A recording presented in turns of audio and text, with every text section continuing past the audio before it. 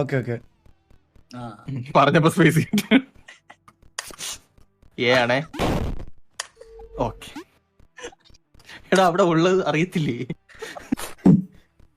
എടാ ഞാൻ സത്യമായിട്ടും കീരി നിന്നെ അടിക്കുന്നത് കഴിഞ്ഞിട്ട് ഇത് കഴിഞ്ഞിട്ട് ഞാൻ അവിടെ വണ്ടി എടുത്തോന്ന് അടിക്കും നിന്നെ തിരുവനന്തപുരത്ത്, ഒരു സംശയവുമില്ല. ഞാൻ ഒന്ന് പറയട്ടാ, ഞാൻ പ്രസവിച്ചിട്ടേ പ്രസ് ചെയ്തിട്ട് ഒന്ന് പ്രസ് ചെയ്യാതിരുന്നാലേ മതി. ആ മെഴുകിയതാ തോന്നുന്നു. ഞാൻ ചെറുതായിട്ട് ഒന്ന് ഡിലേ ആണ് അവിടെ. മൂന്ന് വട്ടായി ഇപ്പൊ. ഇത് ഡിലേ ആയി കേട്ടോ. ഇല്ലടാ ഇല്ല, ഇത് കറക്റ്റ് ഇറങ്ങ. ഞാൻ അപ്പുറത്ത് എനിക്ക് മനസ്സിലായി എനിക്ക്. ഒന്ന് പ്രസ് ചെയ്യണ്ട, ഒന്ന് പ്രസ് ചെയ്യണ്ട, എയും പ്രസ് ചെയ്യണ്ട, ഡിയും പ്രസ് ചെയ്യണ്ട. എടാ ഒന്നും പ്രസ് ചെയ്യണ്ട. അളിയ ഒന്നും പ്രസ് ചെയ്യണ്ട ഈകളെ. വെട്ടോ അളിയ ഒന്നും പ്രസ് ചെയ്യണ്ട. അത് സ്വിച്ച് പ്രസ് ചെയ്തിട്ട് കീബോർഡിൽ കൈയെടുക്ക്, കീബോർഡിൽ കൈയെടുക്ക്.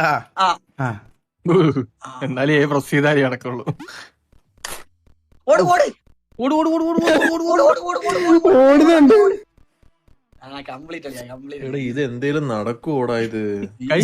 തീരാറായി ജോക്കി, ഞങ്ങള് ഫൈനൽ ബോസിന്റെ അടുത്ത് എത്തി. Final boss.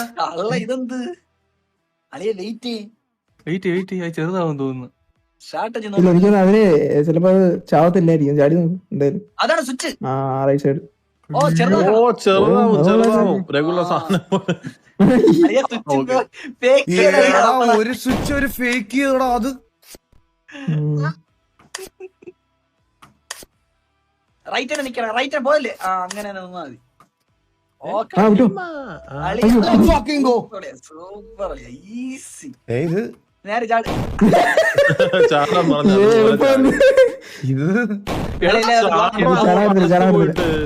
അങ്ങോട്ട് അടുത്ത് റൈറ്റ് ചാടാൻ പറ്റൂല അളിയ, റൈറ്റ് പറ്റൂല. ോടാ കീരി നീ. പിന്നെ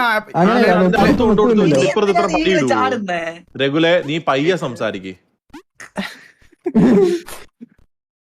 എന്റെ അമ്മൂമ്മ ചോദിച്ചു മനസ്സിലായേ, എനിക്ക് മനസ്സിലായേ. ആരും ഉണ്ടല്ലേ? മനസ്സിലായി. ജോക്കിയൊക്കെ ഡിസ്ട്രാക്ട് ചെയ്യോ? ജോക്കി മിണ്ടല്ലേ ജോക്കി, ഡിസ്ട്രാക്ഷനാ ജോക്കി. പാട്ട് ഡിസ്ട്രാക്ഷൻ.